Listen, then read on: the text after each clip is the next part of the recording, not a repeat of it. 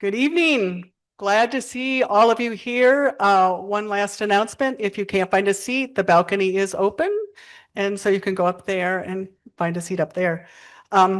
We're so glad all of you are here for Ted Turner and Friends, Stories from the Wild Edge of Coexistence. Ted Turner has been one of my heroes ever since I read Todd Wilkinson's amazing book, Last Stand, Ted Turner's Quest to Save a Troubled Planet. And this evening, it's going to be an inspiring night as we feature the amazing conservation efforts of 3 Montana ranches. Ted Turner's Flying D Ranch, the Granger Ranch that has the Odell Creek wetlands on it, and North Bridger Bison Ranch. I want to welcome all of you in the audience tonight and online. We have possibly 800 people joining us online tonight from not only all over Montana, but all over the United States, every part of the United States and internationally. So a big shout out to those joining us from New Zealand and Canada.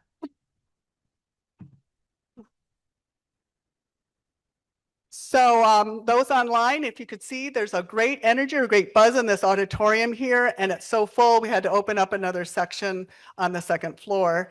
I'm hoping that everyone here got a chance to get some of the bison chili from Ted's Montana Grill before it ran out.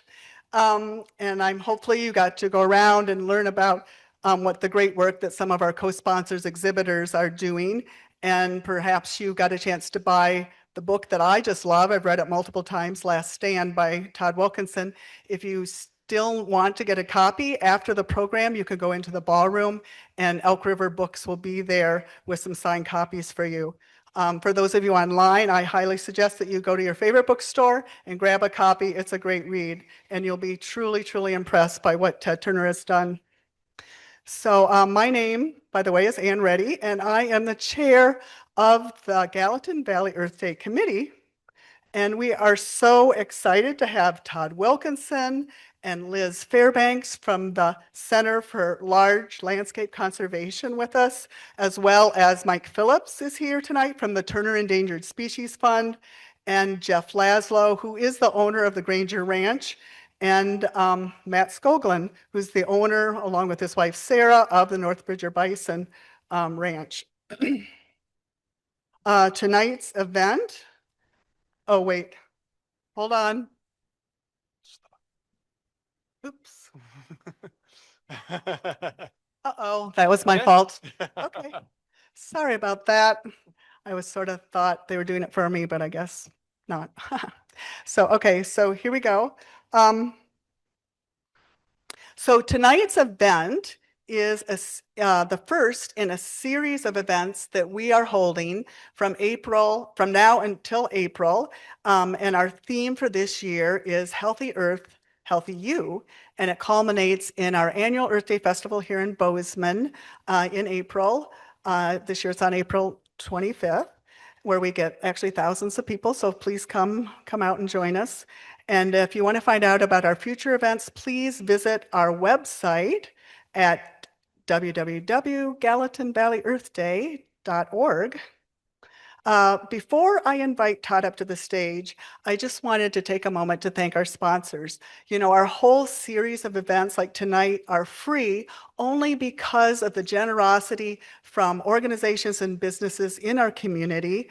And so I would really like to take the time to thank our fiscal sponsor, Greater Gallatin United Way, and our premier sponsors that are covering the whole 2026 series, which is Bozeman Greenbuild and Gallatin Subaru. So thank you. And then a big shout out to our co-sponsor of these events, which is Yellowstonian. If you don't know, it's a fantastic online publication that I encourage you to check out and support. And of course, we have a lot of community members who are volunteering to make this all happen tonight. So thank you very much. Now I have one last big thank you, big shout out, which is all our co-sponsors for this event. And it's very interesting because a lot of these co-sponsors actually were very involved with one or more of these ranches. I wanted to give a big shout out, first of all, to our premier co-sponsor of the event, which is Madison Gallatin Trout Unlimited. And they have worked for decades with the Flying D Ranch to open up 60 miles, to restore actually 60 miles of trout streams, and they're still working with them today. So that was so cool to find out.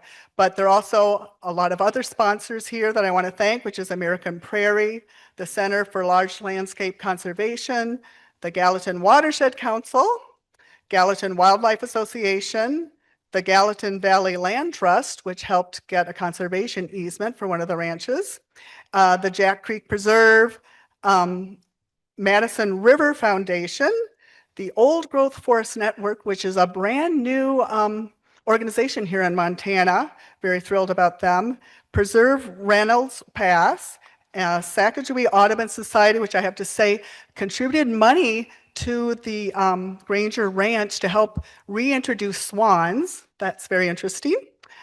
Smithsonian, the Western Landowners Alliance, and of course, Yellowstonian.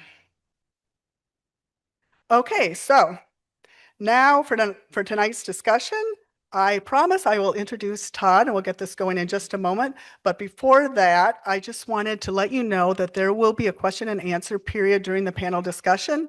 So if you are in the audience here, I just want you to raise your hand, and we have 2 volunteers who will come and bring the microphone to you, and that way the people online can hear your question. If you are online, then please look at the bottom of your screen. There's a Q&A. Click on that. It'll pop up a box, type in your question, and then Rich will read it to our panelists. Okay, now I want to introduce, and I'm proud to introduce, Todd Wilkinson. Bring him up to the stage. A little background, Todd is based in Bozeman here. We're so lucky for that. And he has been a journalist for 40 years, and his work has appeared in many national publications, such as National Geographic and The Guardian. He is also an author of several books that are award-winning, and he's written on topics ranging from Ted Turner, like in Last Stand, to the Jackson Hole grizzly bear 399, who's quite famous. He's, as I said, he's the founder of Yellowstonian, and that is a nonprofit conservation journalism site that's devoted to exploring the wonders and the threats to the greater Yellowstone ecosystem. Todd is the author of a 2025 book, Ripple Effects: How to Save Yellowstone and America's Most Iconic Wildlife Ecosystem. And most recently, he wrote a foreword to a new unprecedented scientific analysis for an unprecedented scientific analysis on the consequences of sprawl, which I think all of you here in the audience are very aware of, that's happening around the greater Yellowstone area. And if you want to find out more about that, please visit YellowstoneSprawl.com. Okay, now you can get rid of me. I'm pleased to welcome, and please help me in welcoming Todd Wilkinson to the stage. Thank you.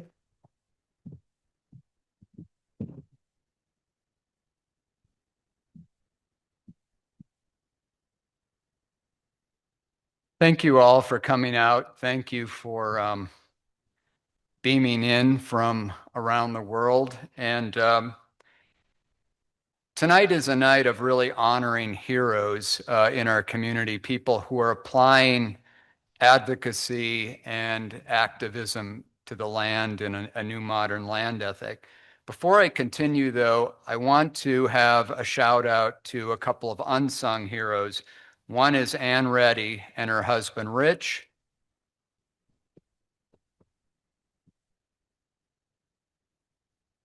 Ann is a tour de force behind this lecture series. 2 others are people that make us not go insane, and that's Dakota Stordahl and Billy Costigan, who are managing the tech stuff in the back. So let's do.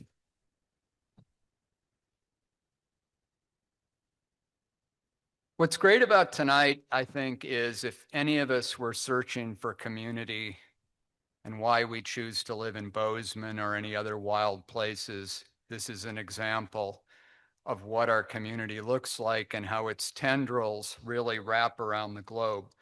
We're really fortunate. Every single one of you in this room, or tuning in from across the country or around the world, or maybe watching a recording of this event, every single one of you matters. Each of you knows in your heart what the right thing is when it comes to doing good or better by nature. How do I know this? How do I know you care? Because you're here right now. We live in a time when it's more vital than ever to step up in defense of things that once lost can never be restored. Tonight, you'll see some exciting, inspiring examples of people who stepped up. Before we get to them, I want to share two observations. It is the role of journalism to ask tough questions that push us out of our comfort zone. It is not to sit silent or cheerlead about the things that we know are problematic. Yellowstonian was founded to ask difficult questions, and we have 4 people tonight who are honest, fearless, and inspiring in answering them.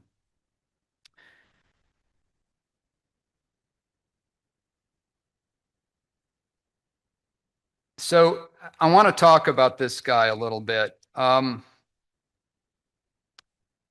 Were we standing on Pete's Hill in Bozeman, Montana, and were we to look west toward the tobacco roots and the Spanish Peaks, if you look out and the eye carries you, you would look out across a sea of sprawl, a sea that is growing every day, that the tide isn't going out, the tide of development is coming in.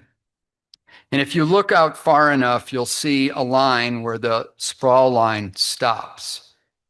And that place is the Flying D Ranch. Because Ted Turner protected its 113,000 acres that extends from the Gallatin to the Madison River and from the Spanish Peaks up to Norris Road, he did it with a conservation easement. It means it will never be developed. It remains home to an amazing array of public wildlife, in addition, of course, to his bison herd.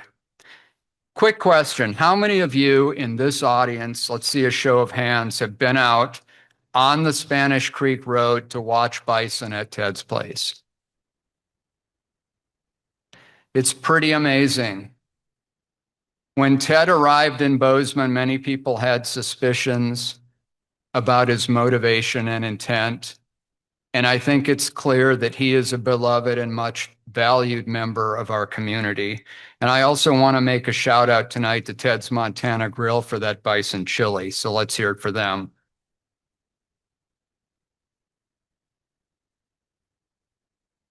So the open spaces of the Flying D will remain breathtaking, and they stand in contrast to development rapidly spreading elsewhere. It represents the real pastoral wild Montana, and it's an important part of the greater Yellowstone ecosystem that belongs to all Americans and a vision of the West we all cherish. He put nature first instead of making another fortune covering it with homes. Ted Turner inspired a growing movement in private land conservation and in leading a renaissance of public appreciation for bison. If Ted is watching from Atlanta tonight, let's give him an enthusiastic round of applause.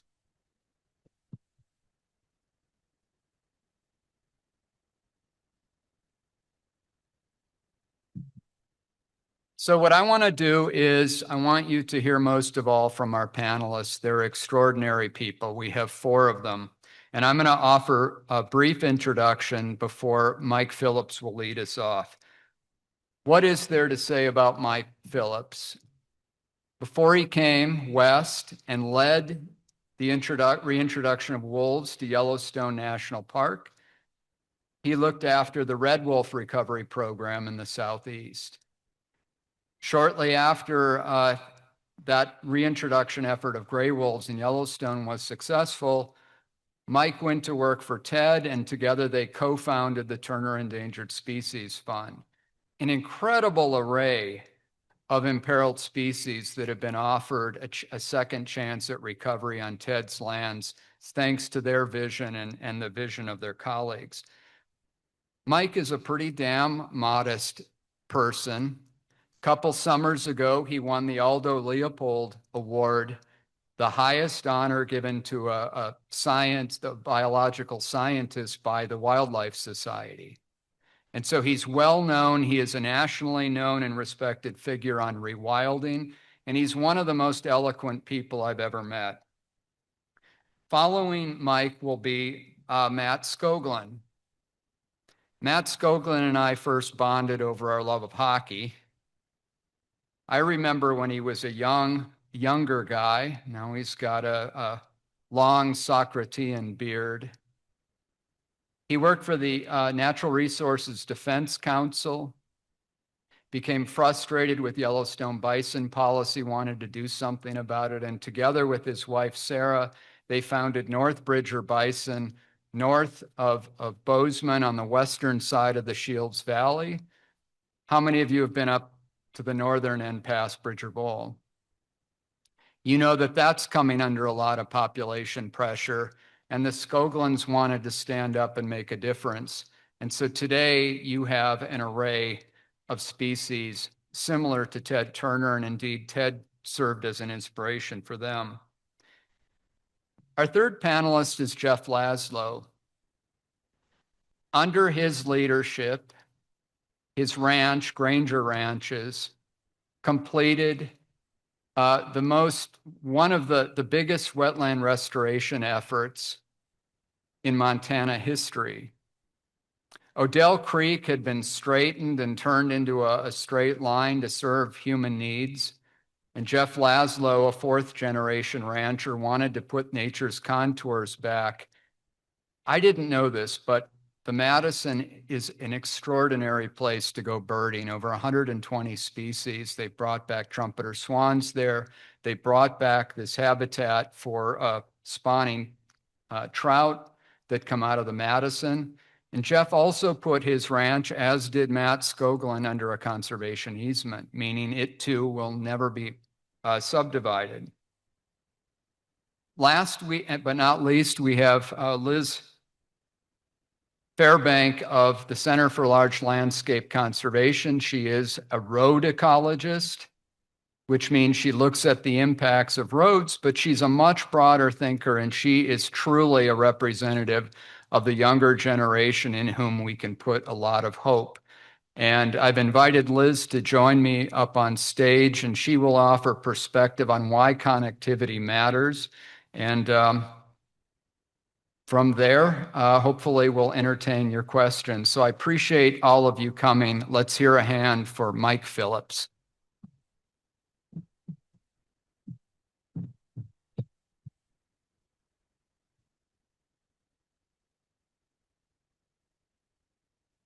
And we just push a button? Yeah.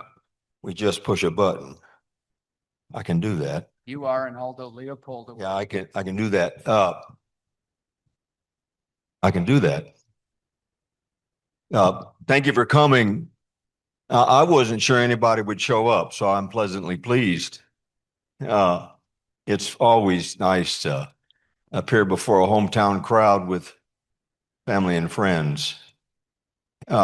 It's a deep honor for me to stand on behalf of Ted Turner, and I'll say more about Ted as the evening progresses. I've got lots of Ted stories. Y'all need to ask good questions. I got lots of Ted stories.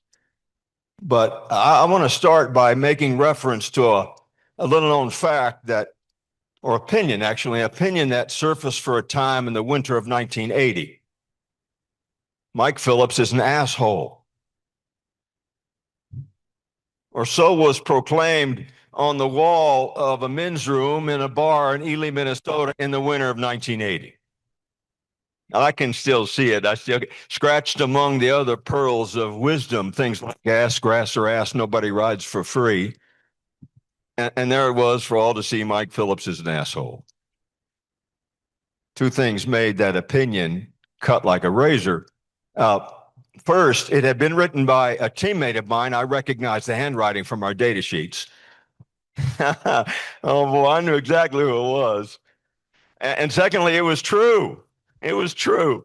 At that point in my career, I was so enthused by conserving biodiversity that I wore people out. I left the bar that night committed to finding teammates who were equally compelled by the cause. I've had great teammates ever since. I would not be here this evening if not for them. If I can push a button, I hope it's the advance button. We're going to talk about Ted and the Flying D Ranch. But first, I want to go back to teammates. And everything I say is going to lead to a punchline, so bear with me. I sometimes take a while. Trump calls it weaving. I'm going to weave too. I've had great teammates. On Team Turner, I can't say enough about Val Asher, the work that I get to share tonight about gray wolves on the ranch. Yes. We wouldn't know what we know without Val. I've got other wonderful Turner teammates in the audience. I couldn't be more proud of them. Make me better than I ever would be on my own.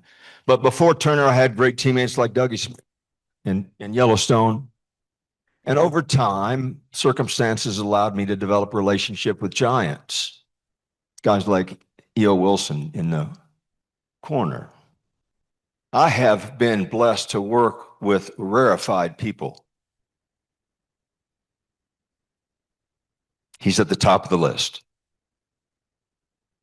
He's different, smart, insanely curious, high energy.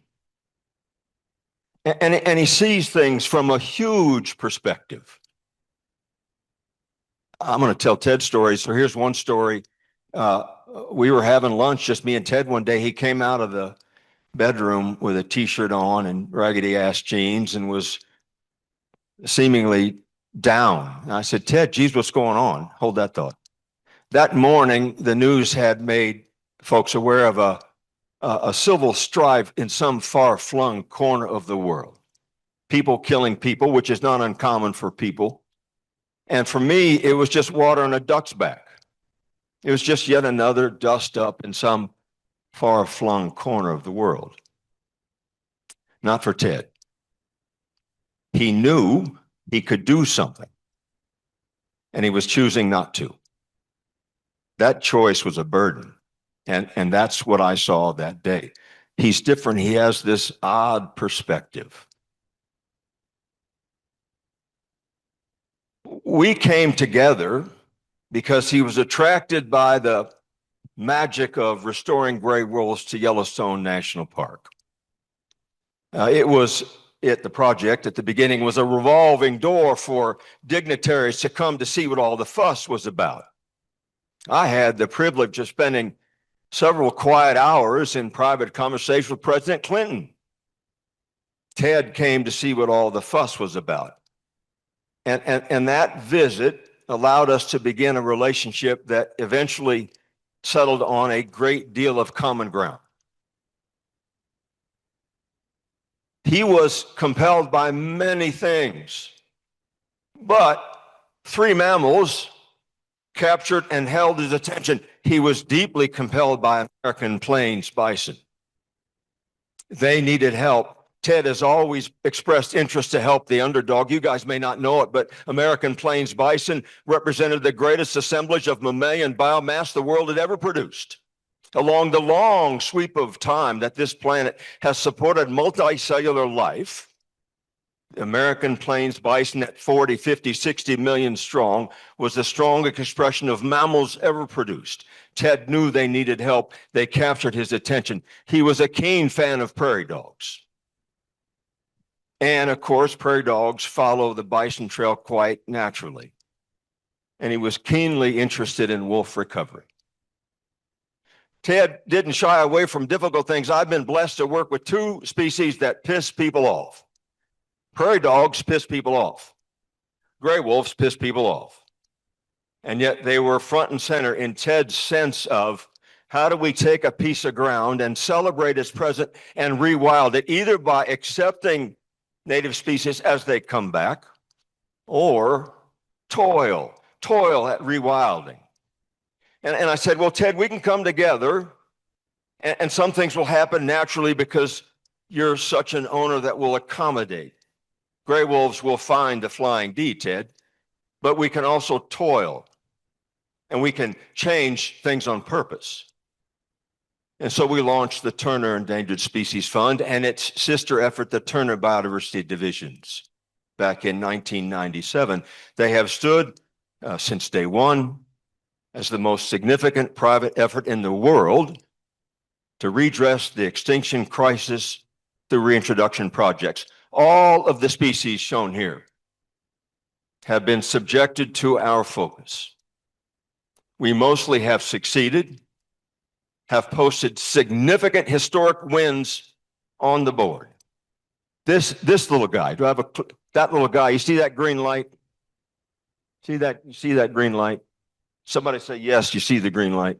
My Lord, like a high school class, y'all out there? The green light. That's a little bitty Bolson tortoise. You can see the tape. He's not very big. He's only about that big. The Bolson tortoise is known as Tortuga Grande in Spanish, grand tortoise. It's the largest reptile in North America. The Bolson is big. If you had Gertie, our oldest animal, in your hands, you'd know it. Gertie's big. She weighs 30, 35, 40, but she's a big animal. That little Bolson tortoise is known as 09DW1. Now that name means a lot. 09 stands for 2009. DW stands for deep well. 2009 is when we found this little tortoise at deep well, 09DW1. Number one stands for number one.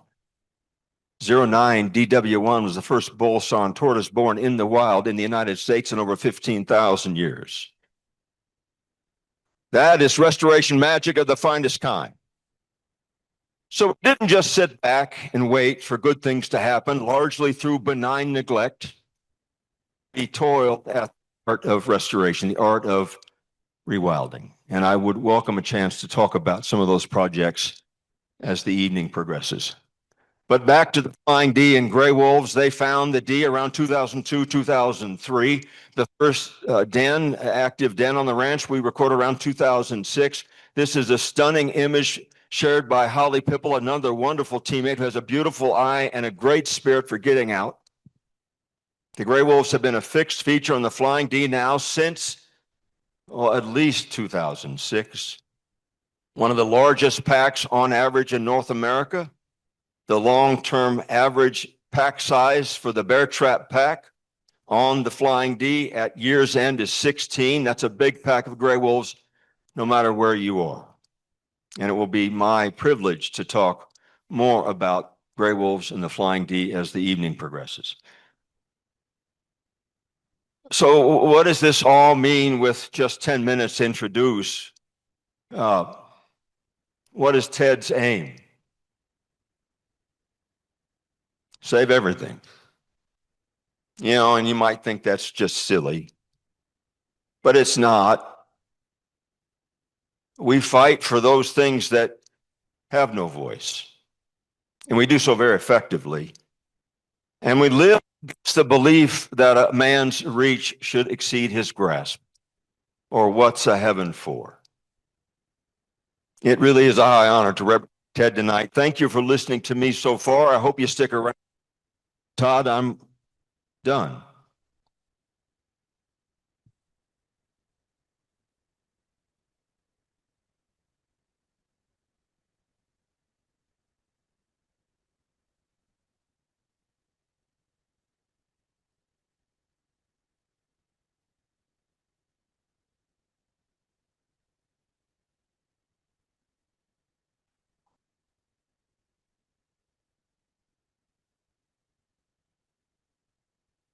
Does this work? Yeah. Is this on? Yeah. Amazing. I can't hear it. Clicker and a microphone. Okay. First, what an amazing turnout. It's really cool to see this many people here. It's obvious how much you all care. We all care about the greater Yellowstone ecosystem. So this is, yeah, I mean, a packed house here, 800 people online. That's just really awesome. It's an honor to stand up here on the stage with Jeff and Mike. I look up to them immensely, and privileged to call them friends. And then Todd, super close friend for a long time. Just respect the hell out of Todd, his work, his writing, and his deep love for the greater Yellowstone ecosystem. So Todd asked me to tell our story briefly, don't worry, about starting North Bridger Bison and what we do. So Todd said, my name is Matt Skoglund, and together with my wife, Sarah, and our kids, Otto and Greta, we started North Bridger Bison from scratch in 2018. We're located in the Shields Valley, about 30 miles. It's up here. Okay.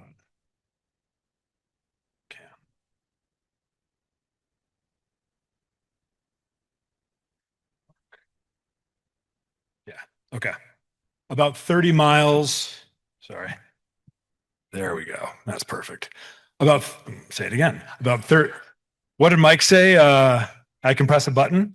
30 miles, 30 miles. All right. So about 30 miles northeast of Bozeman, 10 miles west of Wilsall. That's the crew. Me, Sarah, Otto, Greta, Sally the ranch dog, Ed the bird dog, Walter the cat. We have one part-time employee who's not pictured here, Ethan Davidson. He's an amazing, amazing human. I want to give Ethan a shout out. He does so much for us and for North Bridger Bison. But our story starts a ways back. This is my law school graduation 21 years ago. I obviously haven't aged a day. But I'm born and raised in suburban Chicago, have no background in agriculture whatsoever. But ever since I was a little kid, my earliest memories just always loved nature and the outdoors. And like many of us in this room, I fell hard for Montana and the Northern Rockies in high school and college. I knew I wanted to live out here. And I decided to go to law school for two reasons. One, every town needs a lawyer. Maybe I could be a lawyer in Montana one day. And two, I started to care a lot about the environment and had a dream of being an environmental lawyer. So I went to law school, graduated in 2005, went to Chicago after law school, which I knew wasn't for me long term, but it was a good place to start. And in 2008, Sarah and I were getting married at the end of that summer, and we felt this kind of now or never urgency. And so we quit our jobs, we got married, we moved to Bozeman, and I got a dream job doing environmental policy work for the NRDC. And I spent 10 years at NRDC, 5 in Livingston, 5 in Bozeman. And I worked on a bunch of different issues, but the main issue I worked on involved the management of the wild bison population in and around Yellowstone National Park. But over time, I just was, as important as that work is, I was really craving to do something that was more tangible, something that you could see, touch, feel, and smell. And I was really inspired by Yvon Chouinard in Patagonia, the way he uses his company to make the world a better place. I saw that donating $50 to an environmental group is not going to save the planet. How we consume and how we produce things, the business world, that is ultimately what's going to move the needle. And so I started thinking I had different ideas. Many of them were bad, but I kept coming back to food because food's a necessity.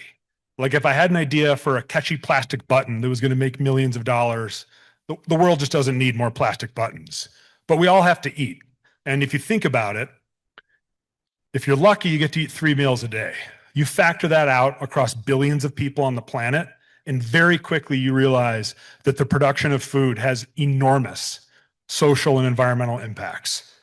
And I'm a big meat hunter, fell in love with the species of bison, read about bison ranching, thought it was super interesting, but I was like, to raise bison on a ranch, give them a great life, and then ship them to a slaughterhouse, which for bison is very high stress, it didn't appeal to me. But then I read this book, a memoir by Dan O'Brien, who started Wild Idea Buffalo in South Dakota, and I learned about the modern day field harvesting of bison. It was an instant light bulb moment. I was like, it's time to get serious. And I met with Roland Cruz, who's become a dear friend and couldn't have done this without him. Went to his holistic management workshop, came back to Bozeman all excited, and started looking for land, and the dream died very quickly. Sarah was all in, but she was like, it's got to be within an hour of Bozeman. No offense to anywhere else on earth, but we had 2 kids, our community, our friends, it's got to be within an hour of Bozeman. I'm stubborn. I kept looking and looking and looking, eventually found this land in the Shield Valley. Otto, Greta, our old bird dog, Aldo, we went up there in early 2018. We saw it. We fell in love. I could do a whole nother talk about getting it under contract and financing and all of that, but we got it done, and the bison arrived in January of 2019. Oh.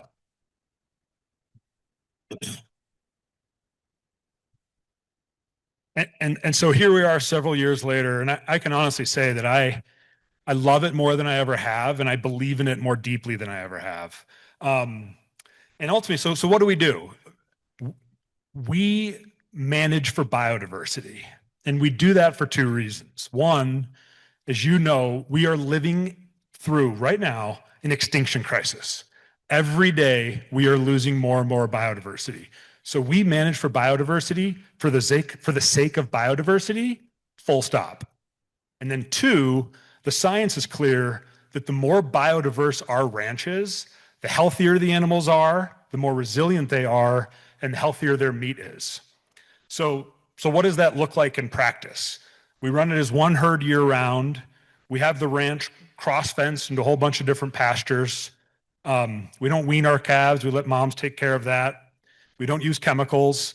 There's a great regenerative farmer. Some of you have probably heard of him, Will Harris from White Oak Pastures in Bluffton, Georgia.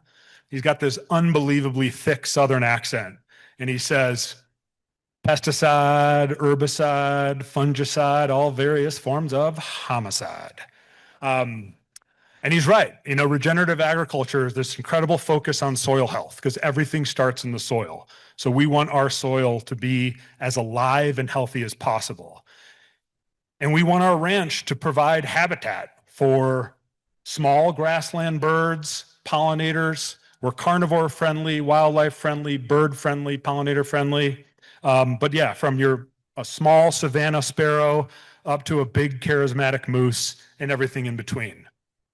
And I love this picture. This kind of sums it up for me. It's this, you know, healthy grassland ecosystem with a bunch of different species of grasses, wildflowers, healthy bison. And, you know, the way I see it is we're managing for biodiversity. We're providing all of this bird habitat, wildlife habitat.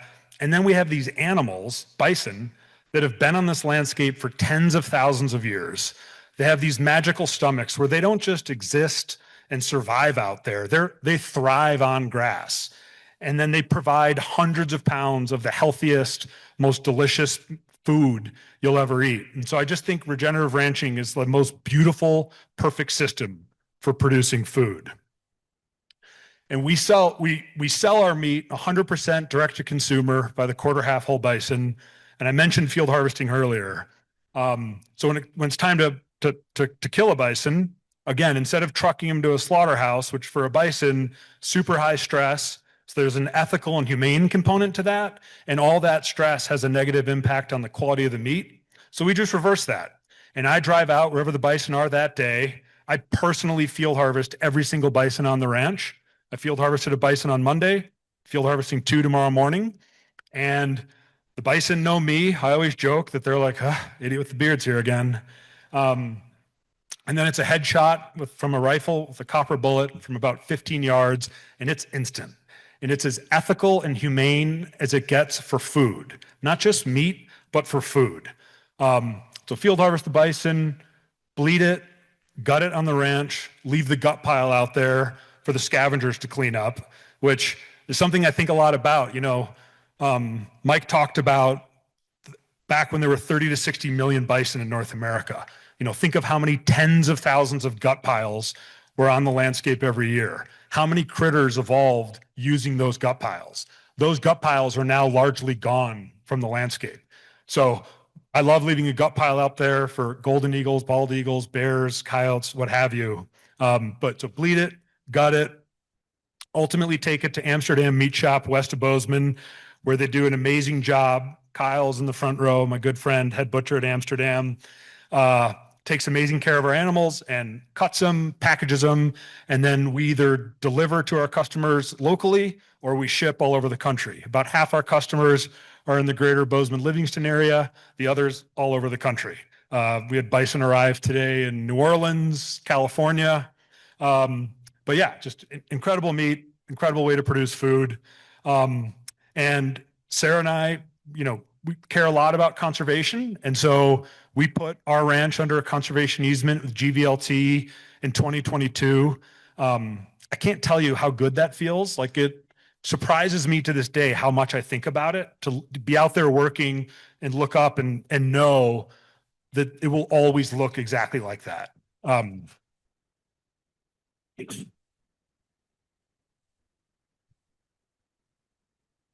And then in 2023, we became the first Audubon certified bird-friendly bison ranch in Montana. Another thing we're super proud of.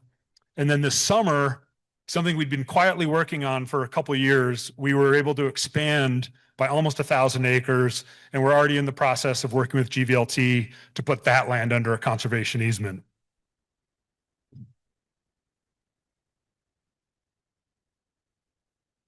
And then lastly, I'll just say, if you want to learn more about us, we're very lucky. People have been interested in our story. And so we've been fortunate to receive, newspaper articles, magazine articles, podcasts. So you can Google us and you can learn more about what we do, how we do it. We love sharing the process, connecting people to where their food comes from. And I guess I'll just close with, we're talking about the population boom in Bozeman, all of the development here and across the greater Yellowstone ecosystem. And I would say, like, where we're at right now, it's existential. Like, what the future is going to look like for this ecosystem in 50 years or 100 years. And when I think about it, I mean, one, it's so great to see so many people here tonight, but I'm a public land nut, but I appreciate ranches and working lands and the benefits they provide more than I ever have. That 1,000 acres that we were able to acquire this summer with the help of a financial firm called Dirt Capital Partners, if we didn't get that across the finish line, that was going to be subdivided into ranchettes. And so I just think the more that we can support working lands, family ranches, and groups like GVLT that are putting conservation easements in place to permanently protect these lands from development, I just think that's the most important thing we can do right now. So yeah, thank you.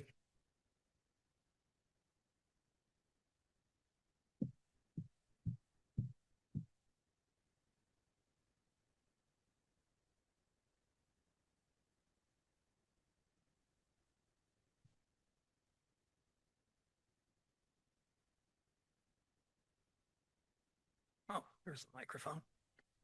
There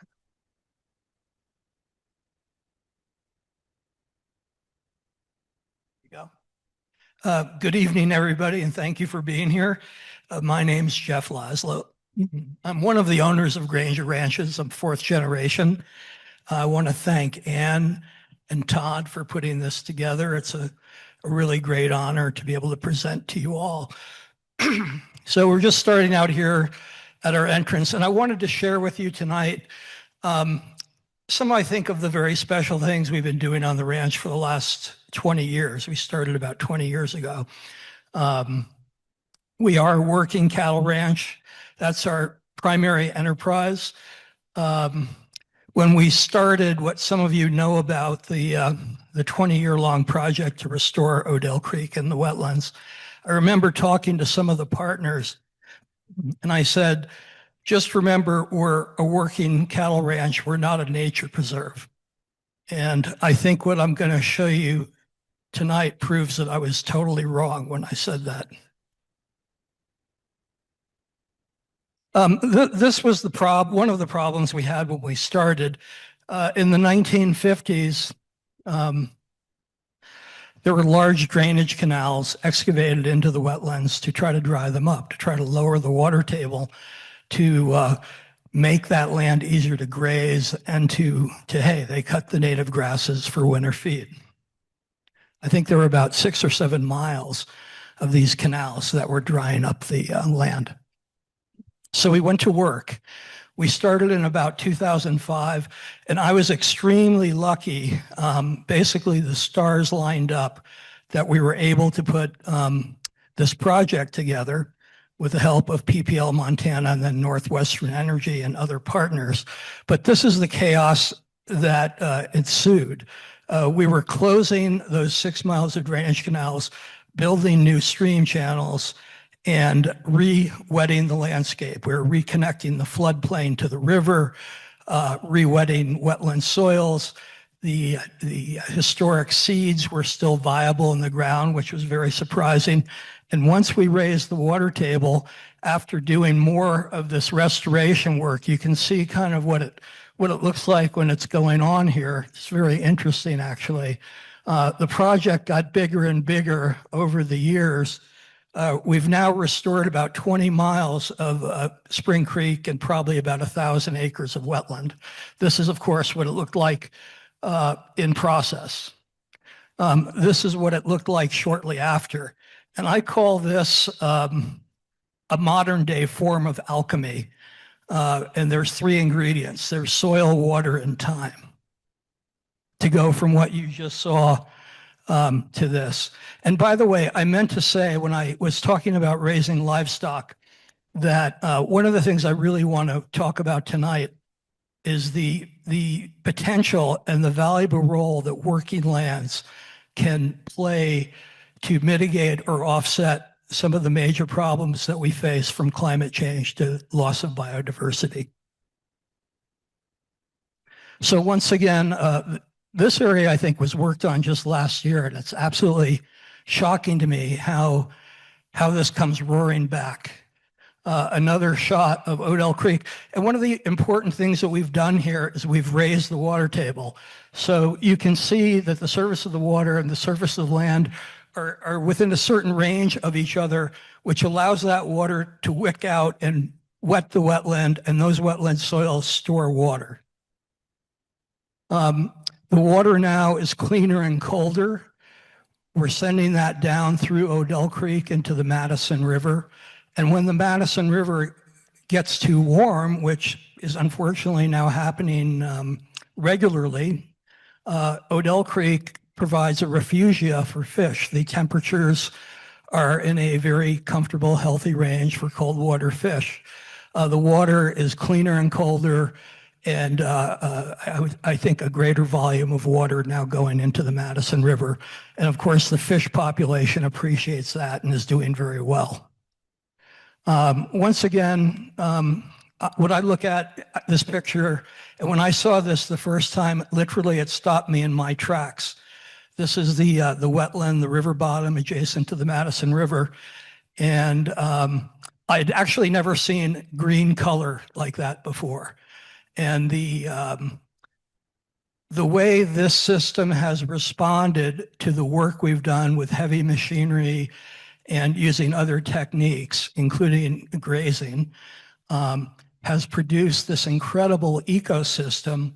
And as you can see here, these grasses are producing seed, which to me was one of the sort of, how would you put it, just obvious things that we were doing wrong previously, which is if you're expecting grasslands to regenerate, there has to be seed, right? So now instead of grazing this all down to the dirt, we're letting it grow up. It's producing seed, and that's producing essentially a seed bank for the river bottom of the Madison Valley.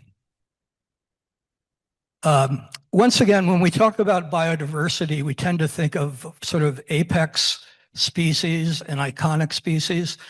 And one of the things that has really stunned me about this work, which by the way, when I started, I knew very little about it, is the biodiversity. And that's from macroinvertebrates to plants, aquatic plants, terrestrial plants, and forbs and grassland species.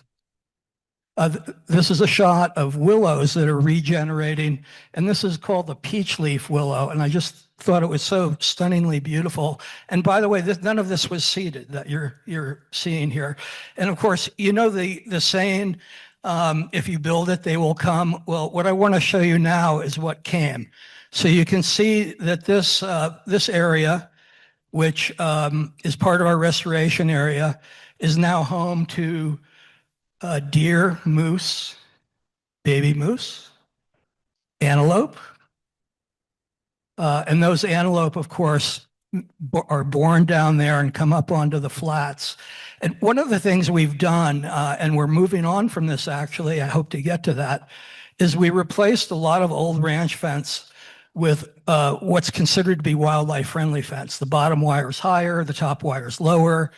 There's smooth wire here, and this allows the pronghorn and other animals to get around easier. Here you see pronghorn going under the fence, and here you see elk going over the fence. And by the way, all these pictures are probably within a 600-acre area that you're seeing. Besides the large animals, we have a lot of smaller animals that are a lot of fun, river otters. Now the bird species, that's an incredible story. We've gone from about 11 species when we started to about 130 species now. And I have to give a shout out to the University of Montana Avian Science Center, which is documenting this. But I'm going to go through these quickly because there's a lot of shots here, but I think they'll give you an idea of what's happening as a result of this restoration on a working ranch.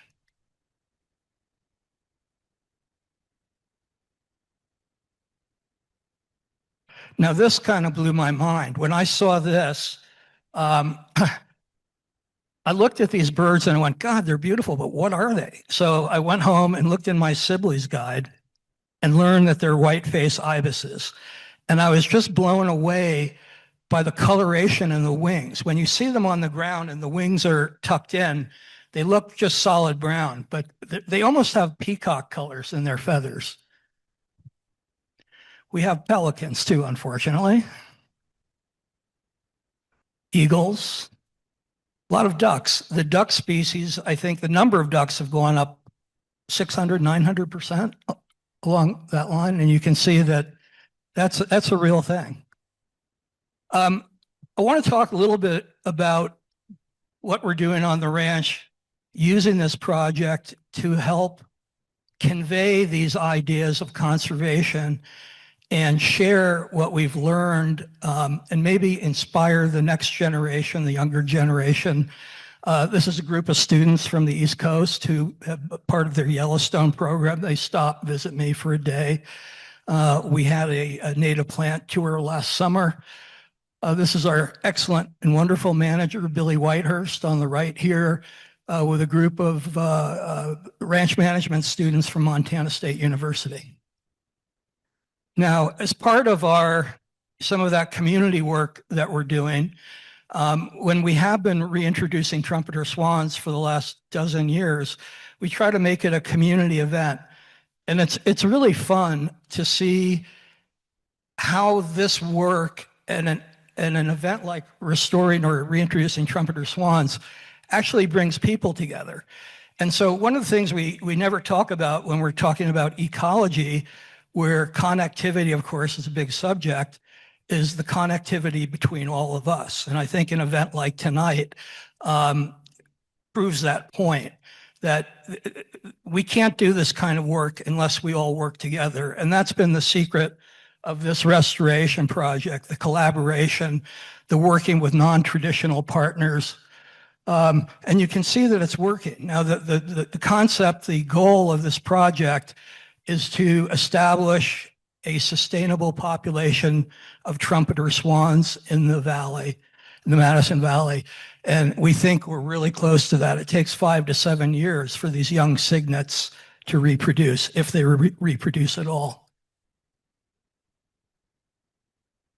So as I was looking at these slides and thinking about tonight, I thought one interesting subject was, I've been working on this now for 20 years. And what started down on Odell Creek, the concepts, the ideas, the values, have spread across the entire ranch. So the answer to the question is, what's next? And what's next, what we've just started is virtual fencing. Does anybody in the audience have an idea or what that is? Yeah, okay, good.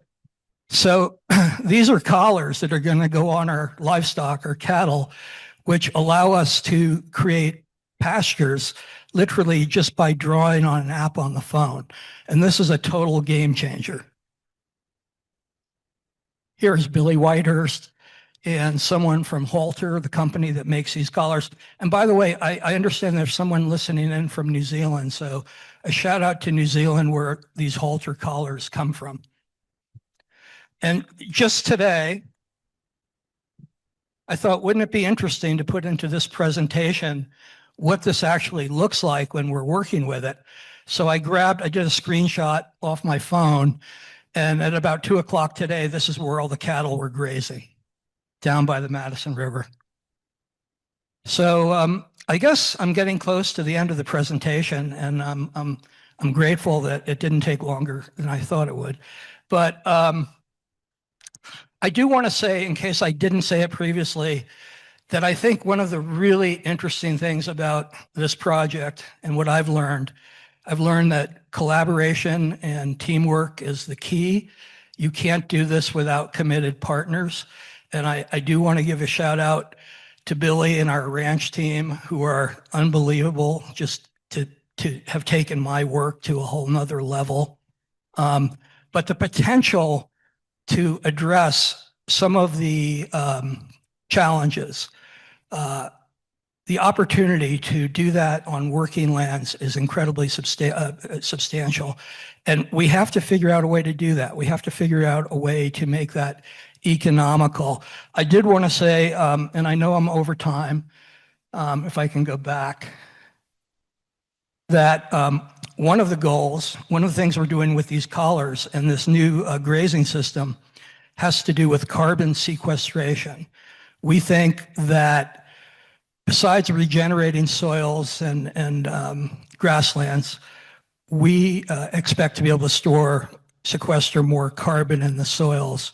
And hopefully that will be a new source of revenue for the ranch when we get there. So with that, I say thank you very much. I really appreciate the opportunity to speak to you all. And I think it's all of you in the audience that make this community what it is and support all of these excellent organizations doing great work. So let's keep it up. Thank you.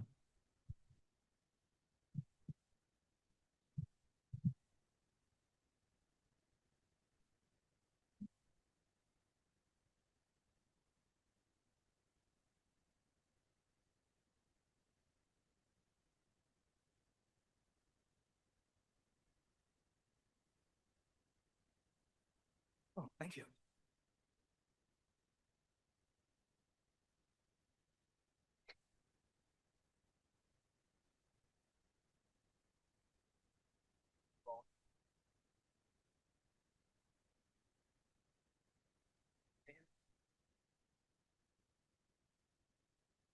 We're going to begin with just a couple questions up here, but what we really want to do is to hear from you and hear your questions.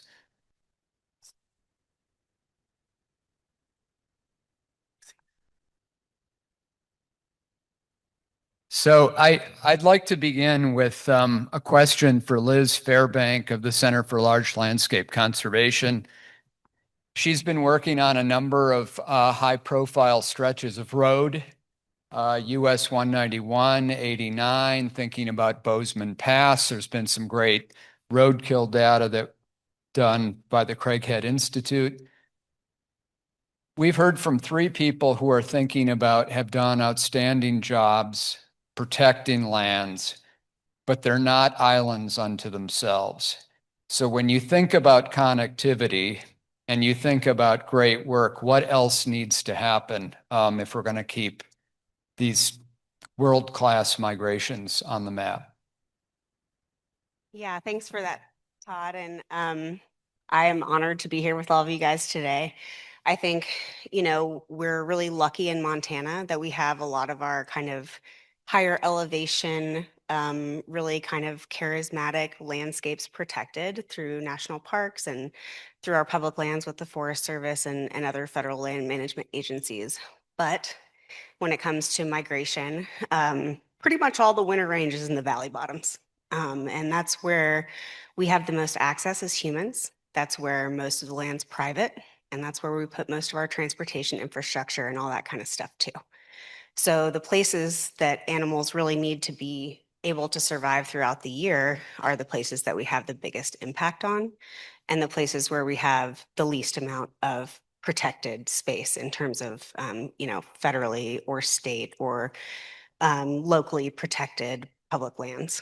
So it's really critical, like the working lands in Montana, particularly these big tracts of working lands in Montana. That's what drives all of it, right? That's what allows animals to survive through the winter. That's what makes this place, the same animal that you might see in Yellowstone during the summer might be hanging out on one of these guys' ranches during the winter, and that's the only way they get to survive. So thank you, guys. Thank you for that.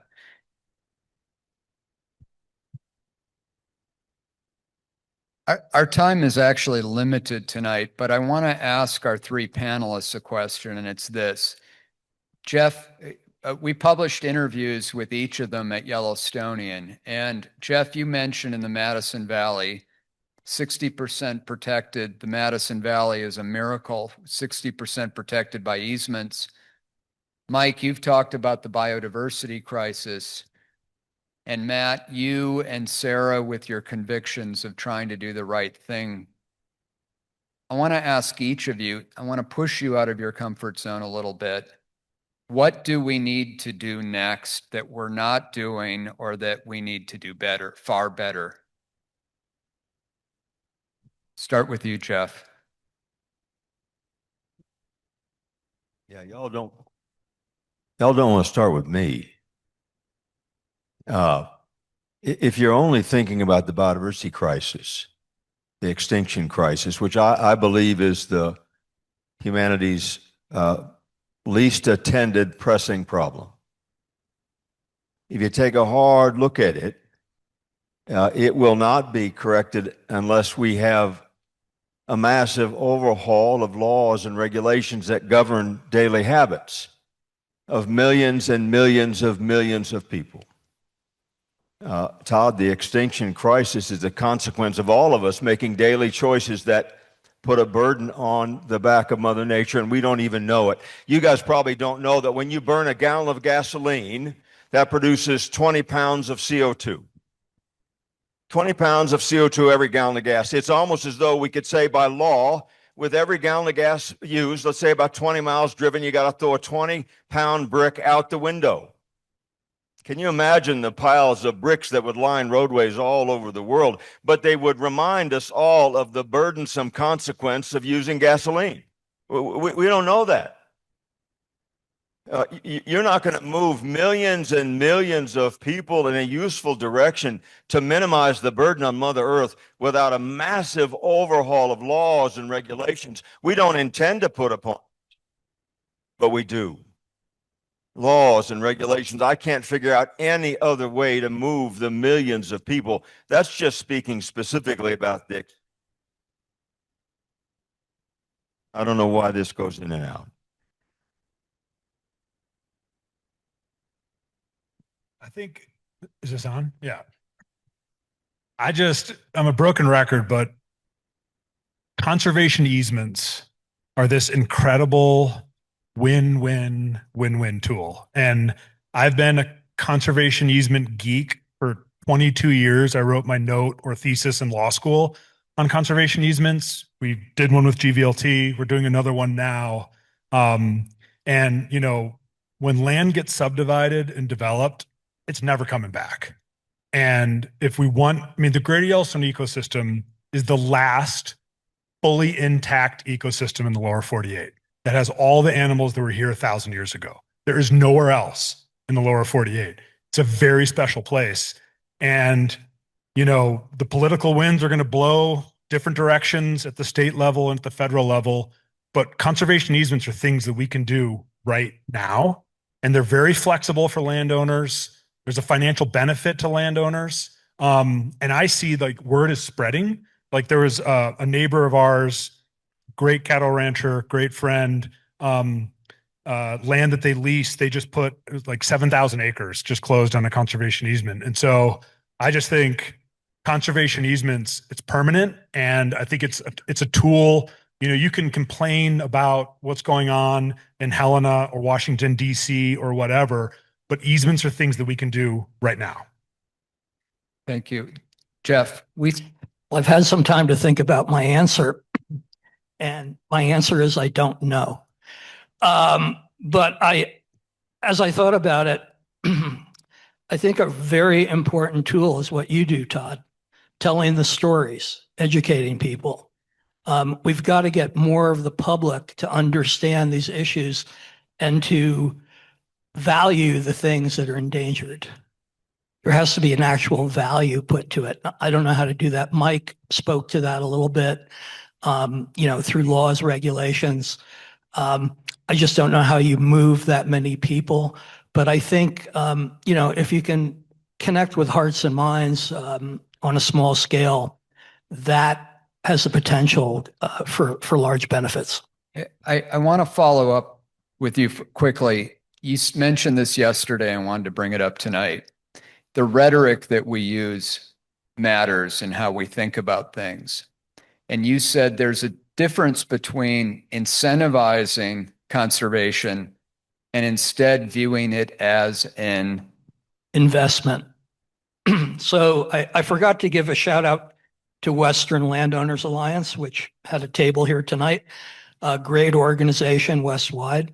And we've had this discussion for a while now.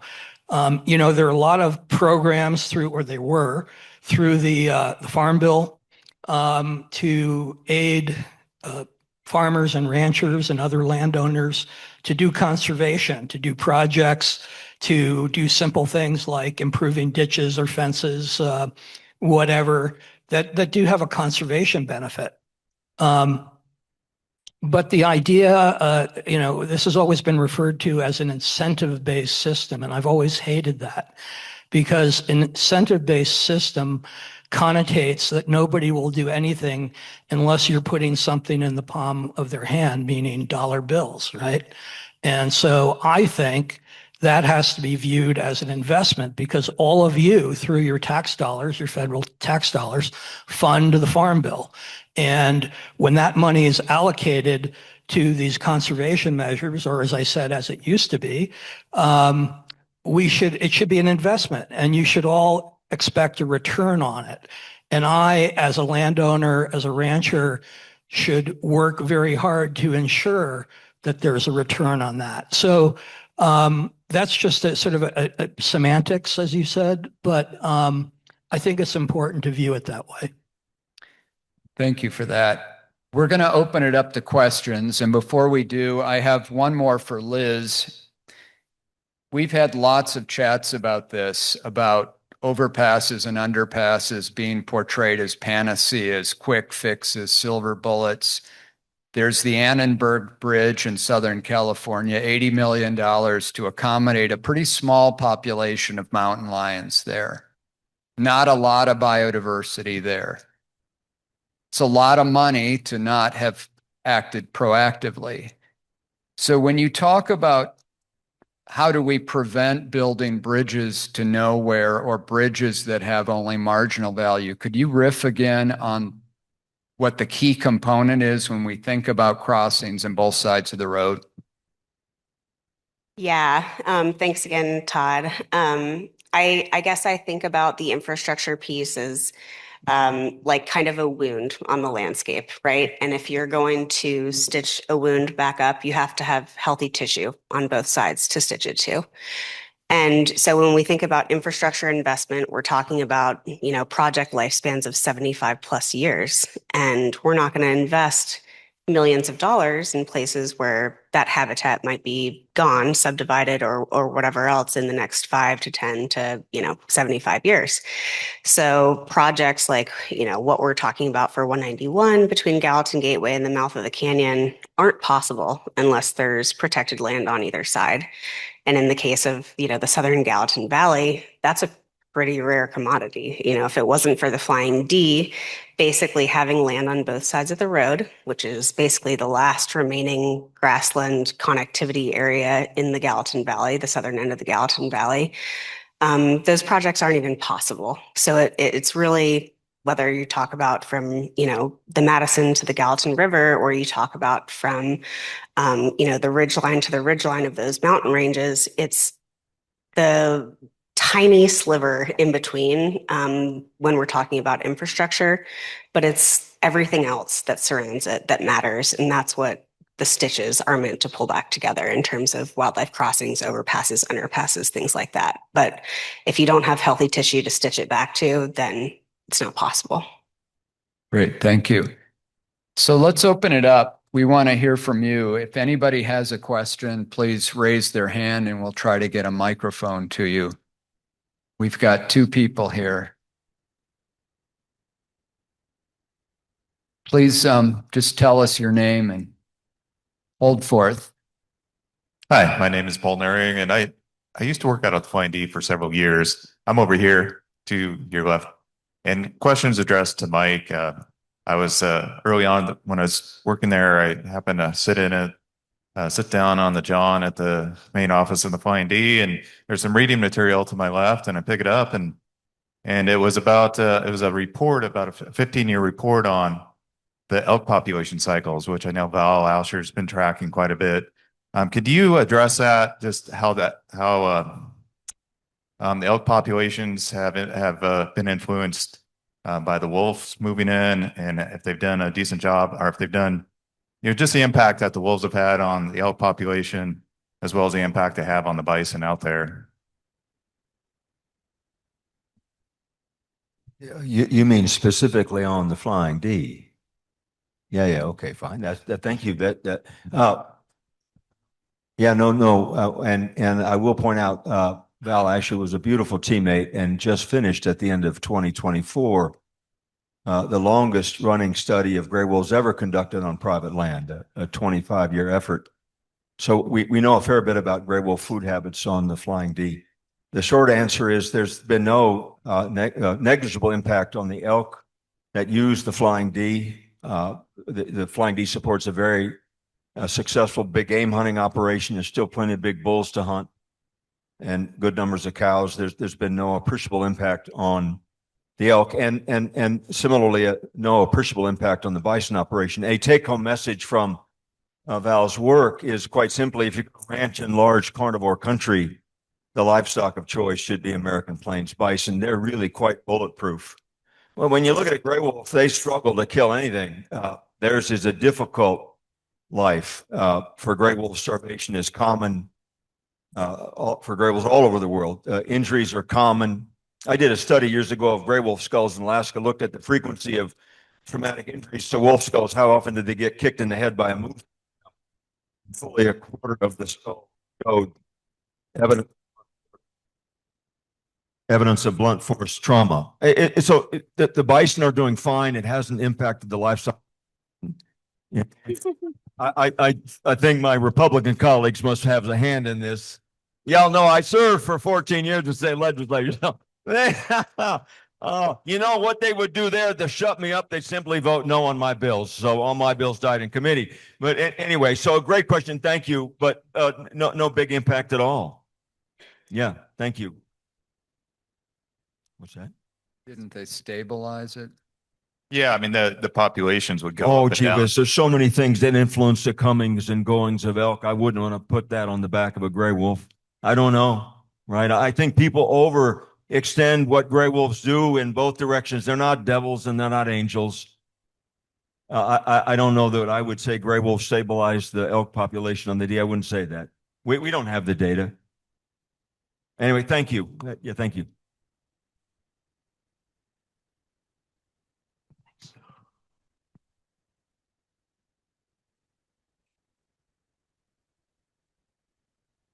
My name is Millie Carson, and to the ranch, Matt and Jeff, how do you protect the riparian areas on the ranch? Because cattle and riparian areas notoriously do not go well together. Thanks for that question. It's a really good one. So we have been working hard trying to protect riparian, particularly the stuff we've just restored. We don't want to beat it up. So to that end, our initial approach was to put out every year about 10 miles of single strand electric fence along riparian areas that we want to protect. And that was incredibly time consuming and labor intensive. And of course, we had to pick it all up again at the end of the season. As I said in my presentation, we've now gone to this virtual fencing technology, and it's a total game changer, in my opinion. We can simply draw a polygon next to a stream or a wet area that we don't want cattle in, and that seems to work.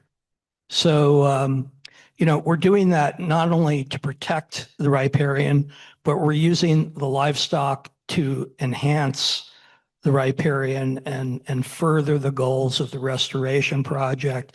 And much like bison, we're sort of mimicking how bison would have grazed down there, take a bite and a step and a bite and a step. And so our grazing management is moving in a direction of being very specific. In other words, the number of cattle in a particular grazing cell that we've drawn for a certain period of time. And then the trick is to, it's not necessarily how long you graze it or how hard you graze it, although that's important, but it's more important how long you rest it and how you allow the soil and the grasses to recover from that grazing. So short answer, we've moved to virtual fencing, and I think that's going to be a great tool for protecting and managing riparian areas. Yeah, great question. We do a few things. I mean, we use fencing. We have some riparian pastures. We have a water gap, and we most importantly, our herd of bison. It's one herd year round. So wherever the bison are, everywhere else on the ranch is being rested. But I think, most importantly, is to zoom out and again go back 1,000 years ago, because you'll see a photo of an ugly looking riparian area, and someone will say, "Oh God, look how horrible livestock are." But when there were 30 to 60 million bison, and a herd of bison went and crossed the East Gallatin River 1,000 years ago, what do you think that looked like? I mean, seriously. And for me, evolution is just like a guiding principle in my life. And birds, animals, bison are a keystone species. So all these other critters evolved with bison. And so on our ranch, what we're trying to create is this mosaic where you have tall grass, medium grass, and then certain areas that look horrible.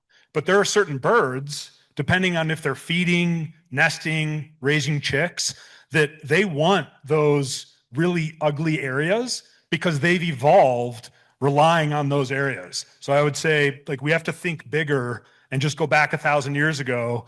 The East Gallatin wasn't covered in beautiful willows 365 days a year. When bison crossed it, they had a big impact, and certain critters, evolved relying on that impact. And there's studies that show as bison disappeared, we're losing our grassland birds. So we want to protect our riparian areas, but we also, like Roland, we had a ranch tour this summer, and he was talking about, we were in an area in our water gap that looks like hell because the bison are in there. The areas on either side of it look great. And Roland was telling the group the way there are certain birds that key in on this, flat, ugly area, like killdeer. And on cue, a family of killdeer walked out. And we were like, oh, there you go.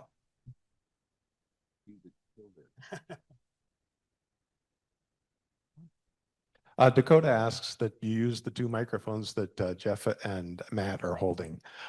We have a couple people online have asked about the Three Ranches experience with beaver.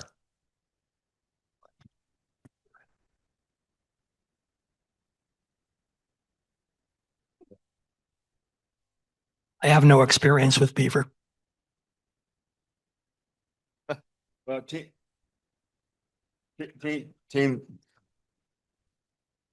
Turner does. Team Turner does, and y'all know beavers are wonderful engineers, and we intend to take full advantage of their habits. The Flying D is undergoing a real focus on wetlands restoration. You saw some of that footage earlier this evening as we were eating chili, and beavers are a wonderful component to any rewilding endeavor. We hope to use the Flying D as a translocation site to give beavers a home that would otherwise maybe be killed. But then, to be fair, there are places on the D, it's a big enough ranch, where beavers' presence is not appropriate.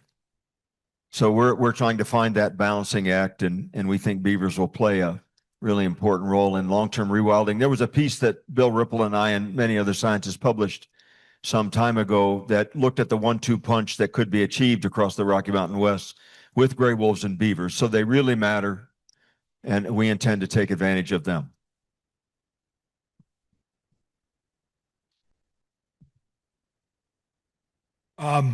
We don't have beavers back on our place yet. We're dying for them to come back. They're on Flathead Creek, which is a mile away. And I've actually reached out to Fish, Wildlife, and Parks and said, when you have a problem beaver, bring it to us. I'm serious. And they don't have a beaver relocation program yet through Montana Fish, Wildlife, and Parks. But, we want as much water on that landscape as possible, and beavers do that for free. Questions? Yeah. My name's Nick Givok. My question's actually for Liz. Liz, I'm curious.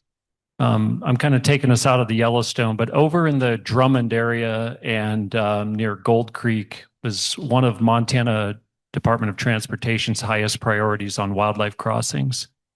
There was a story in the Montana Fish, Wildlife, and Parks magazine a couple of years ago about a grizzly bear that tried 51 times to cross I-90, finally did make it.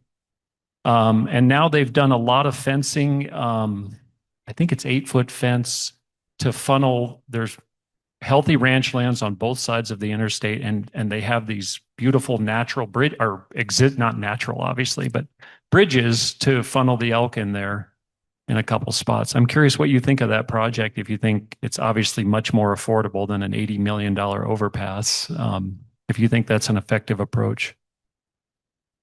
Yeah, so the Gens to Gold Creek project is interesting in a lot of ways.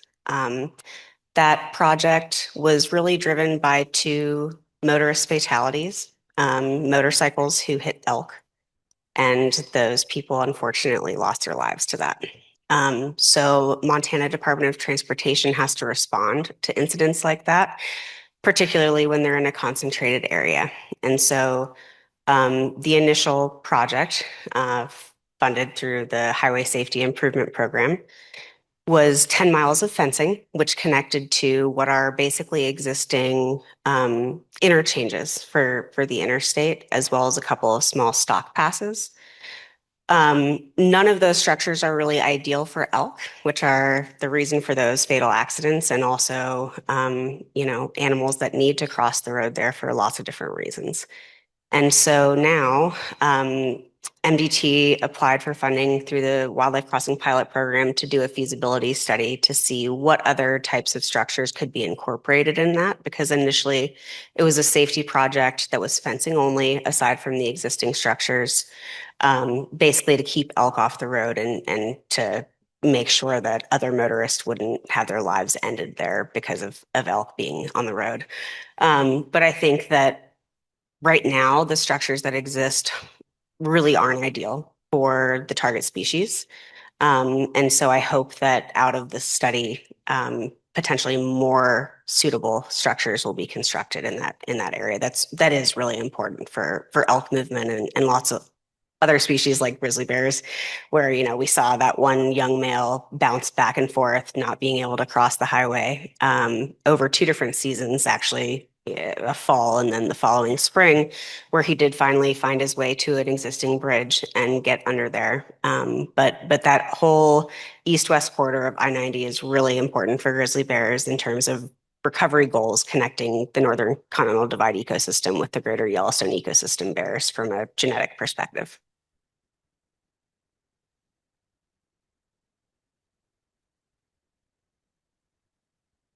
Hello over there. I've got a question. My name is Mike Sanctuary. I've got a question for over here against the wall towards the left.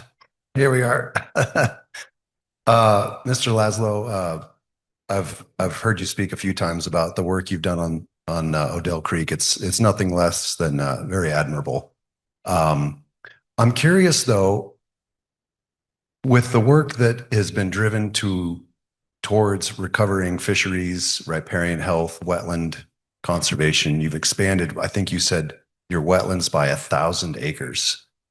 It's again very admirable, but not something that most working cattle ranchers are interested in pursuing.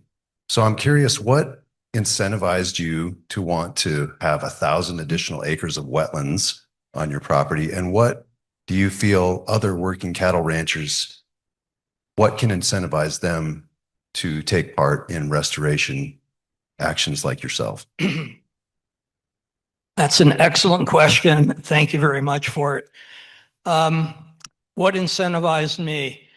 I was thinking about the future of the ranch. Like I said, I'm 4th generation. I was wondering what the future was. I saw at the time, prior to starting the project, a lot of dysfunction. I knew I had to come up with some new ideas, some alternate approaches. I was very, very lucky that the way this all came together and continued for the last 20 years.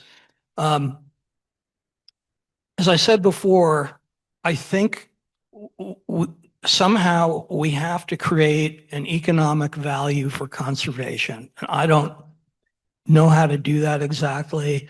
It's a topic I know that's been knocked around a lot by all conservation organizations. But on most working ranches, any additional revenue stream is extremely important. So if through restoration, conservation, you can create a new business, whether it's birding, hunting, fishing, that kind of thing, that's great. In our case, first of all, I didn't know it would be 1,000 acres of wetland, and honestly, I didn't know what a wetland was when we started. But in our case, somehow that conservation, that restoration work created a new dynamic that kind of spread naturally across the ranch. You know, it did require a lot of effort to do that, but now, besides the active restoration that's going on, the conservation, you know, we're grazing differently, we're managing livestock differently, we're thinking about, you know, what are we actually doing? What are our priorities? Well, the land is priority number 1, and the livestock is priority number 2. But I may have said it in my presentation, I may have forgotten to say it, but I consider our business to, in addition to being to producing livestock, that we're in the open air, open space, habitat, and natural resource business. I mean, it's much like on a smaller scale to what they're doing on the Flying D and what Matt is doing on his place. But I've proceeded on faith that somehow the values being created by doing that work will have a positive effect on our bottom line. And somehow it really has. So I would encourage all ranchers to look at whatever opportunities they may have to do that work and see how it can be factored into their business. Todd just wanted me to emphasize the point. I mean, excellent comments by Jeff, but I think the financial balancing piece is important. You know, I love the simple statement of no margin, no mission. Like the numbers have to work. But from a water standpoint, you know, water is king out here. So, you know, if you can, whether it's beavers or wetlands, if you can store more water on your land, you're improving the value of your land. We have a question from online. If a landowner wants to do something along the lines of what you've accomplished, to whom should they turn for help getting started?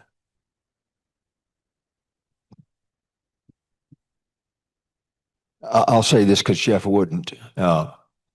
I would direct you to the Western Landowners Alliance. Jeff's a board member. I am biased as well. I was a founding board member. WLA does really good work and would be a great place to start. Western Landowners Alliance.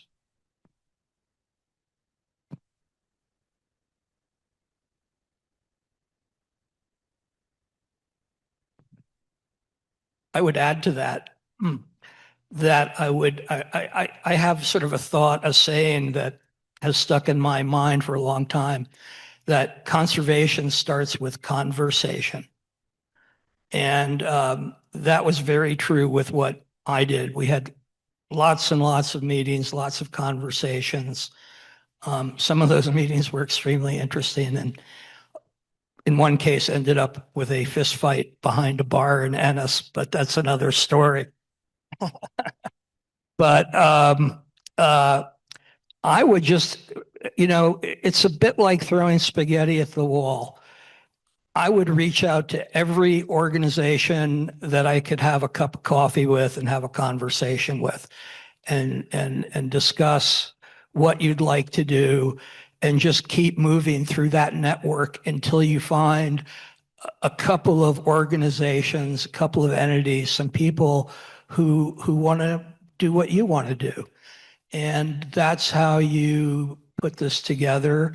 As Matt said, the dollars have to come from somewhere. That's tricky, but it's not impossible. But so start those conversations and get to know all the different nonprofits and even the government agencies in your area. That includes the Natural Resource Conservation Service, the USDA, Montana Fish, Wildlife and Parks, and the United States Fish and Wildlife Service. So that's what I would do. I was wondering, do you folks hear me down there? My name is Clinton Kane. You hear me on the radio once in a while. And I've got a big thing I want to say to you folks. My friend of mine, Dr. Gilbert, and myself are very well educated.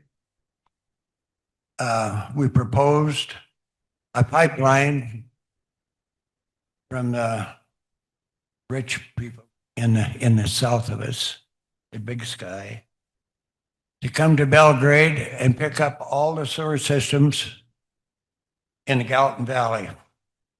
And we proposed it to the county commissioners years ago, and they'd never done anything. And now they're talking about it because the shortage of water here in the Gallatin Valley. Well, it's 600 feet here to bedrock. There's a couple of dikes that run through the valley that hold some of the water back.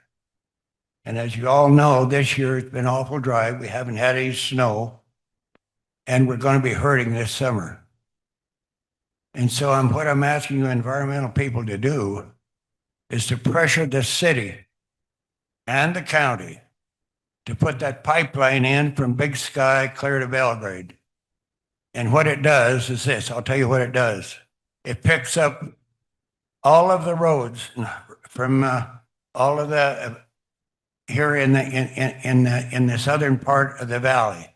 It picks up 19th, Cottonwood, all of them. And it takes it all to Belgrade.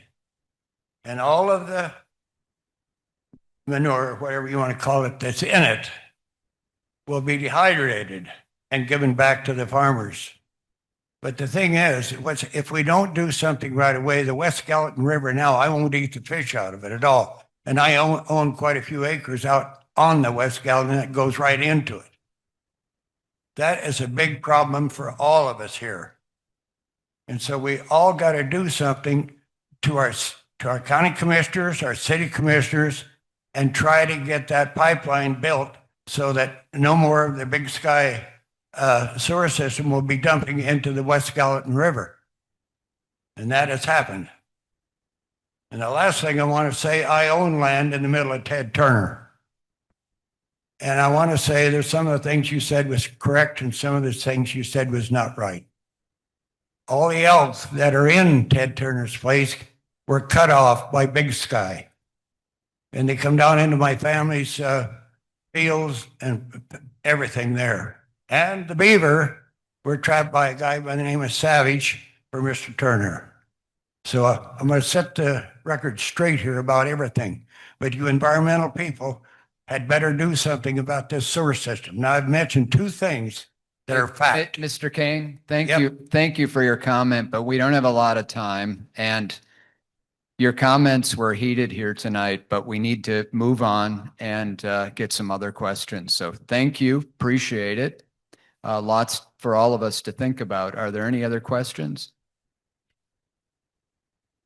On that note, I have a question for everybody. It seems to me that conservation is more about people management because animals are kind of going to do their own thing and figure out they just need a place to exist. And we are limiting them or we are enabling them. What is a success story or a strategy that you may have employed with another entity, a disgruntled neighbor, or a naysayer?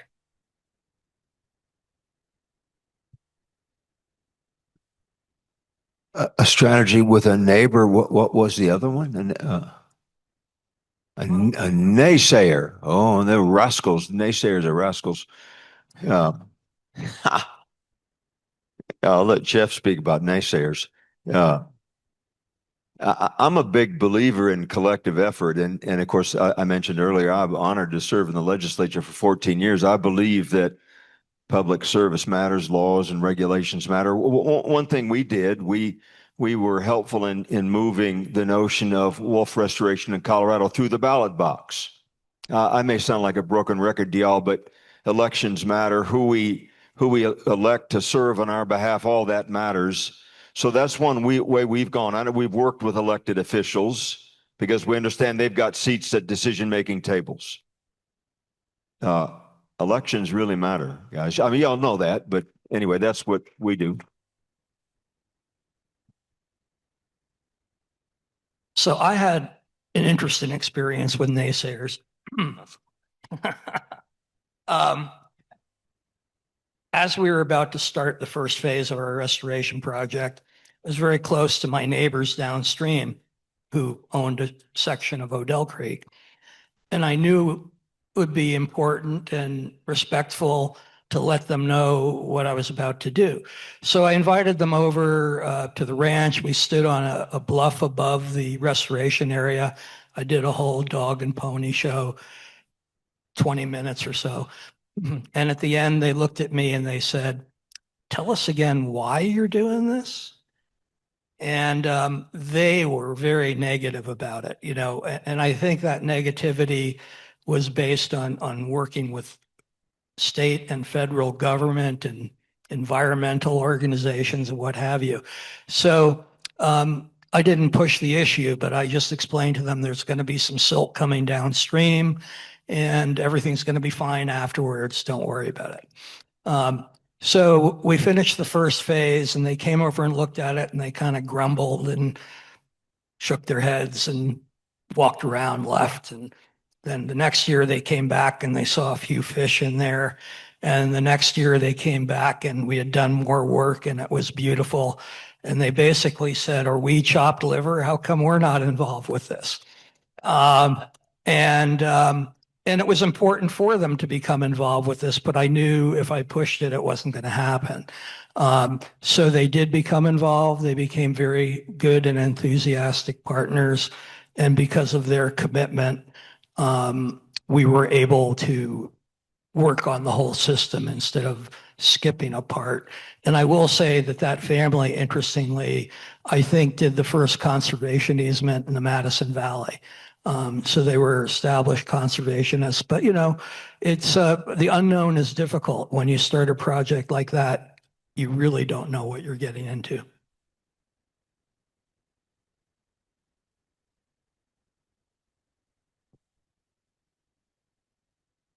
We're going to move along. One thing I want to say is this collective energy in the room. It's how lucky we are to live in this place. And for people tuning in from wild areas, how lucky they are to live in this place or in their place. One of the things I want to mention is that we need to come together a lot more. And I hope that you'll read and support Yellowstonian, but the big thing is I hope that you'll read and support all of these groups, the Center for Large Landscape Conservation, all of the groups that have been here tonight. We've heard about the value of conservation easements. One of the huge problems, though, is a lack of money. We're not able to protect land fast enough compared to what is being lost. Again, GVLT is just one group. There are lots of others, the Montana Land Reliance, Trust for Public Land, any land trust wherever you win or wherever you live. I would like to just ask our panelists a final question here of what you could suggest to people who are here tonight or tuning in. Not something superficial like write a letter to the editor of your newspaper, but how can people here apply themselves that results in action collectively that can actually bring the change we need to protect this place? So with Liz. Oh dear. Okay. Well, I think, again, my focus is really on infrastructure, but the work in terms of wildlife crossings and connectivity is reliant on all of the things that surround that infrastructure to be possible. But we're in a really important time right now because the infrastructure bill that we've been operating under is set to expire this fall. We had in the last bill, for the first time ever, dedicated funding for wildlife crossings, but that is also set to expire this fall. And thankfully, our representatives here in Montana, both Zinke and Sheehy, have sponsored two separate bills in the House and in the Senate to make that pilot program, dedicated funding for wildlife crossing structure projects, permanent, and to increase the amount each year that's allocated to it. So I think, you know, not a letter to the editor, but letting your representatives know, whether that's through the Department of Transportation or through any of our elected officials, that this is a priority and that it matters for Montana and that it matters for people and wildlife and the landscapes that we all love is really important. And we're at a pivotal moment here this fall. So.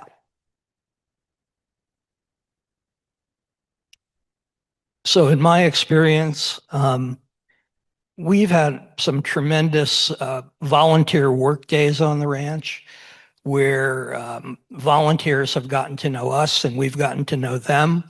And that's been extremely valuable and important.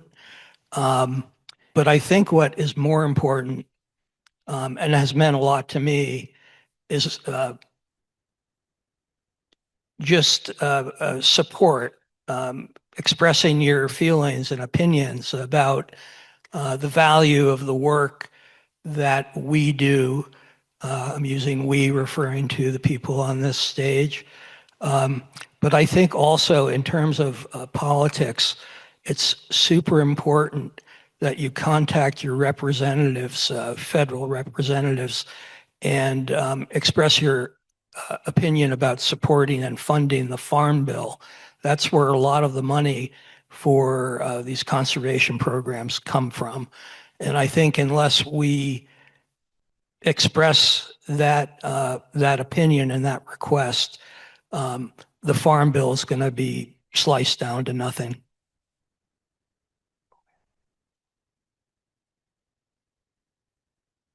Can you hear me? Yeah, there we go. Buy direct from a farm or ranch. Doesn't have to be from us, like not at all. But you know, I worked for a big environmental group for 10 years. We've had the ranch for 8 years. It can feel overwhelming to affect change. But you know, they say vote with your dollars for the world you want to see.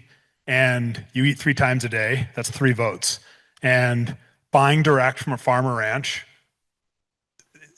if the numbers don't work, they're either going to sell, or what we see all the time up around here, you sell a chunk of it. So you sell 300 acres for a subdivision, 300 acres here, and it's death by 1,000 cuts. And I just think you can't control Helena, you can't control DC, but you buy direct from a farmer or ranch. It means a lot. These working lands, you've seen tonight how valuable they are. And so I would say vote with your dollars and buy from a farmer or ranch.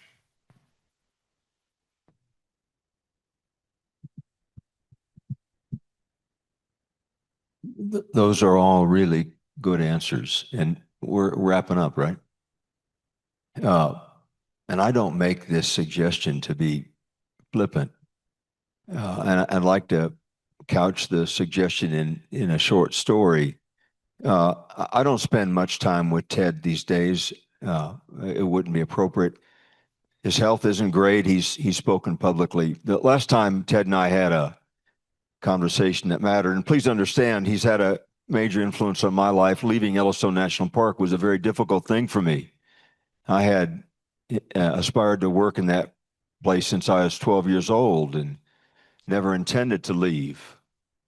But what Ted and I found together was just simply too alluring. So I left. Anyway, long story short, Ted is an important force in my life. The last substantive conversation, there's a punchline that will loop back to you guys, was in Denver after a long day of meetings. We're at Ted's Montana Grill. We, being Team Turner, we're 30 strong, and we sit down at tables and we get ready to have dinner. As is my habit, I don't hang around Ted when he's nearby because I just end up with more work that I can't get done.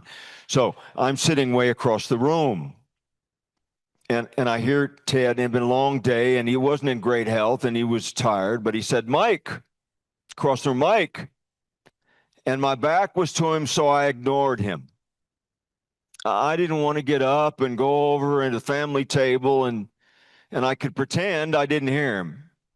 And about a minute later, one of his granddaughters came up and tapped me on the shoulder and said, "Grandpa wants to talk to you."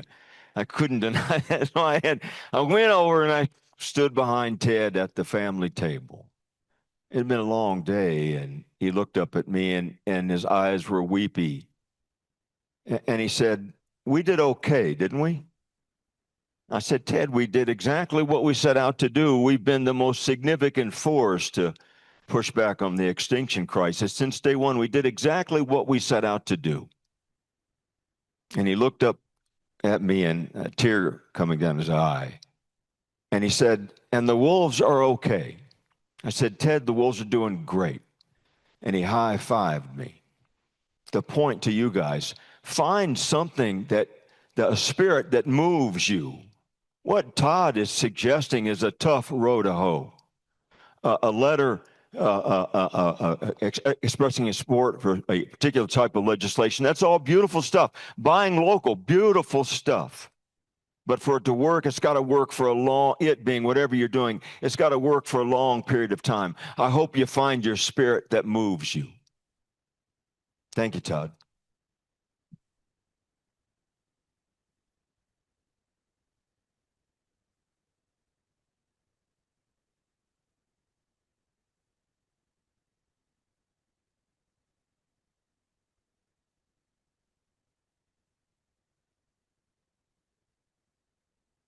All right.